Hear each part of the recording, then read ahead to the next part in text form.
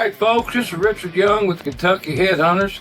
I'm coming at you with something that's really outlawish, but I have to tell it from my friend. If everybody's ready to listen in, it was 1989, the first time we ever had a deer season in Kentucky. Because, you could go to Mount McCabe and hunt, but you couldn't hunt like on a farm. Because they turned them loose, didn't tell us, and then raised a bunch of them. And then they said, y'all go hunting now. So I found out about it. Actually, the way I found out, I was in the field in the bottom. I had my bird dogs, and my bird dogs pointed. And I thought, well, there's a whale here. And I went over there to see what it was. And I said, well, there's a great big brown dog going across the field. And it was actually a deer, and that's how I found out that the Kentucky Game, Fish, and Wildlife had turned these deer loose.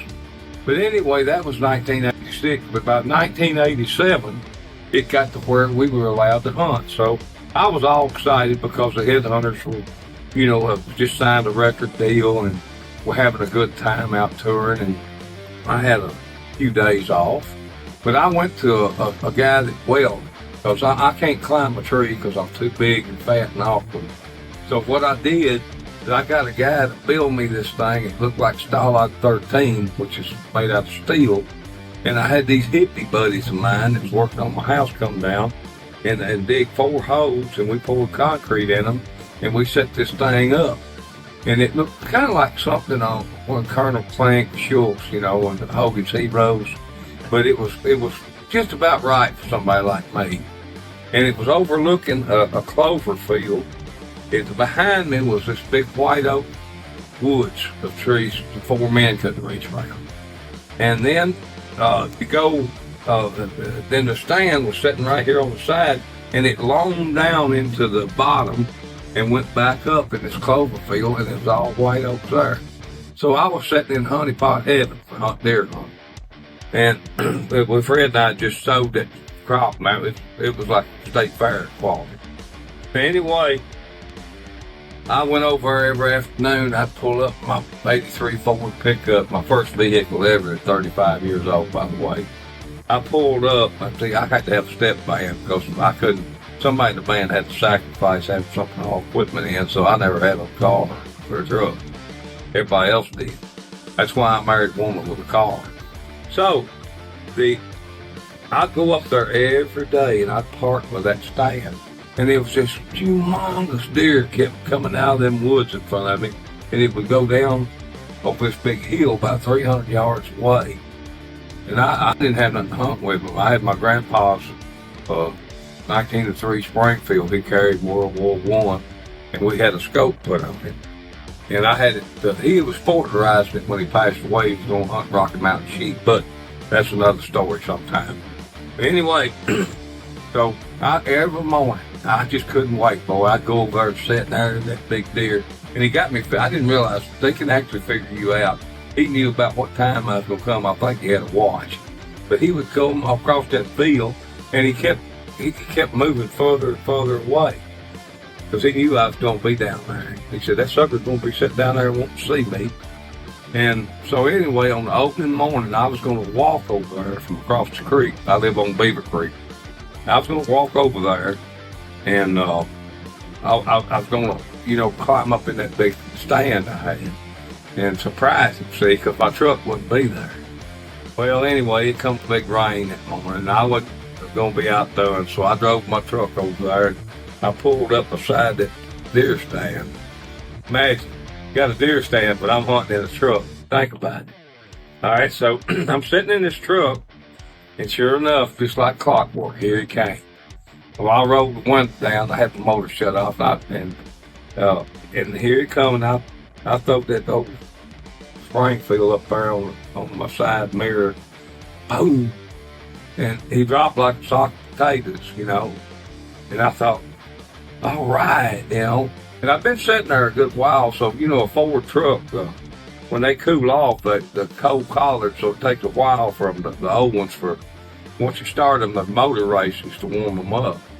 But I was sitting there, back in them days, I smoked cigarettes. So I I was so proud, and I fired that old truck up, pulled me out a cigarette and lit it, boy. And there, and I pulled the truck down the drive. I was going to drive over there and get that deer. Well, about that time, I looked up, and that deer jumped up, and it was running across the field, going back in the woods it came from.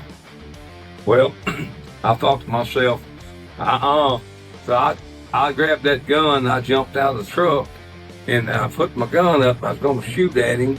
And about that time, I looked at something kind of calling my eyes. I looked, and I forgot I'd put my truck in drive. And so my truck just took off down through the field. Well, I threw my gun down, and I took off right behind the truck. My plan was to jump on the tailgate, go up to the front, jump in the window, and put my hand on the brake, you see.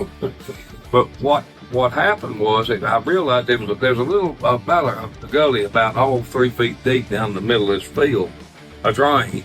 And I said, if I'm in that truck and that truck hits that gully, it's going to take me out, break my back or something. So I jumped out of the truck, and I just was running along behind it.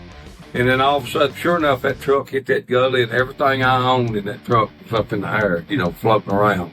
Looked like something like from when they go to the moon or something. But anyway, that truck took off, and I done threw my gun down. I said, well, I've done lost my truck over a dying deer. And the truck went up the hill, and it made a right turn when it crossed the gully. And it started down. There's about a 70-foot bluff at the end of it where it drops off to Beaver Creek. And I thought, okay, I've lost my truck over a deer. And I just stopped looking at the truck because I figured it was gone. And I heard something go, and I wasn't really keen to what a deer would do. So I kind of thought of him like a bull.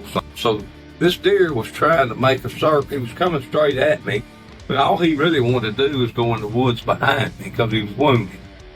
It's really a pitiful situation. But anyway, I thought, well, he's going to get me. And I didn't know that he wasn't going to get me anymore, and I was going to get him. So I just met him head on, and I said, I'll just grab him by the horns. When I grabbed him by the horns, I'll throw him down.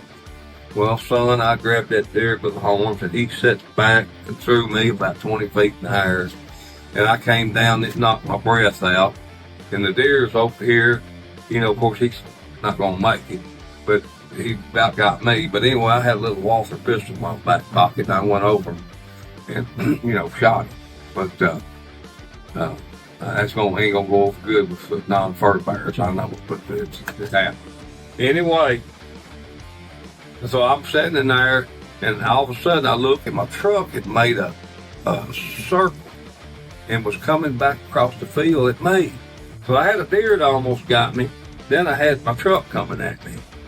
And so I took off running down there, and the truck, it got up on a little knoll that kind of stalled, and I ran down there, and I got down there, and I jumped down, and I reached up in the window and pulled the gear shift up and sat down on the ground because I know my face had to be as red as a fire engine because all that escapade. But anyway, I heard somebody laughing. It was my neighbor that owns Joining Farm, Joe Thompson, Barkley, there at Glasgow, and he come running across the field. He said, "Man, if I'd have had a camera, I'd have that on world's famous videos." And I said, "Why didn't you shoot that deer?" And all that going on. He said, "Man, there's so much hair. I have a lot of hair back then. Between you and that deer, there's so much hair flying. I'm afraid I'd hit you." So anyway, let this be a lesson to you.